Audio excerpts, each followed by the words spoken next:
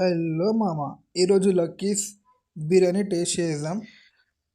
దీన్ని మీకు రివ్యూ చెప్తా. నేనైతే ఇప్పుడు మన హైదరాబాద్లో చికెన్ బ్రెడ్ ఫ్రై నడుస్తుంది కాబట్టి నేను ఓన్లీ వెజ్ బిర్యానీ తెచ్చుకున్నా. మాకు దాంట్లో సాలని ఇచ్చిండు, పెరుగు ఇచ్చిండు, ఉల్లిగడ్డ, నిమ్మకాయలు అన్నీ ఇచ్చిండు. నేను చింపి రైస్ వేసుకున్నా. మనకు మొత్తం పైన వైట్ రైసే ఉంది. అంటే కింద ఎప్పుడు కూడా పైన రైస్ ఉంటుంది, కింద ఎప్పుడు కూడా మసాలా ఉంటుంది.